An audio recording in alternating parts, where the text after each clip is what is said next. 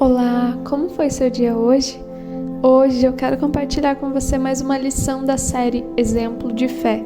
No capítulo 2 da carta de Paulo aos Romanos, ele disse: Meu amigo, não importa quem você seja, você não tem desculpa quando julga os outros, pois quando você os julga, mas faz as mesmas coisas que eles fazem, você está condenando a você mesmo. E agora, para você entender melhor sobre o que ele estava falando, a partir do verso 12, ele disse assim: Todos aqueles que pecam sem conhecer a lei de Deus se perderão sem essa lei, mas todos aqueles que pecam conhecendo a lei serão julgados por ela. Porque as pessoas que Deus aceita não são aquelas que somente ouvem a lei, mas aquelas que fazem o que a lei manda. Os não-judeus não têm a lei, mas quando fazem pela sua própria vontade o que a lei manda, eles são a sua própria lei. Embora não tenham a lei, eles mostram, pela sua maneira de agir, que têm a lei escrita no seu coração.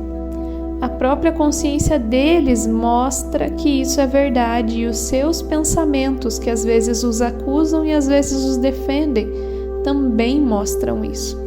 E de acordo com o evangelho que eu anuncio, assim será naquele dia em que Deus, por meio de Jesus Cristo, julgará os pensamentos secretos de todas as pessoas. Aqui, Paulo está dando um conselho especialmente aos judeus daquela época, porque os cristãos judeus, eles ainda prezavam, claro, por obedecer à lei de Deus, mas haviam também os cristãos que haviam se convertido de outras culturas, de outras religiões, cristãos que eram pagãos, e eles não tinham essa referência da cultura judaica, do conhecimento da lei de Moisés e tudo que os judeus já conheciam. E então esses irmãos judeus muitas vezes julgavam os cristãos convertidos de outras religiões, como se eles estivessem pecando mais. Mas então Paulo deixa claro a seguinte informação, que é: a pessoa que peca sabendo que está fazendo errado, ela está fazendo algo muito pior do que aquele que não sabia, certo? Que seriam os não-judeus. Mas ele acrescenta, dizendo que quando eles fazem algo certo, por conta da sua própria consciência, porque independente de nós termos alguém para dizer se isso é certo ou errado, de estar escrito ou não, nós sabemos o que é certo e o que é errado. Como ele mesmo disse aqui, a nossa consciência nos acusa quando a gente faz algo errado. E a nossa consciência também nos traz a sensação de que fizemos certo quando fazemos algo correto. Porque esse é o Espírito Santo de Deus agindo em nós. Isso significa que não precisamos estudar o que é certo e o que é errado de acordo com a palavra de Deus? Não. É lógico que é importante nós buscarmos aprender cada vez mais a fazer a vontade de Deus. Mas temos que entender também que não podemos julgar o outro pela falta de conhecimento dele. Que se eu tenho conhecimento, então de mim será cobrado ainda mais de que eu faça o que é correto. Certo? Assim como um filho.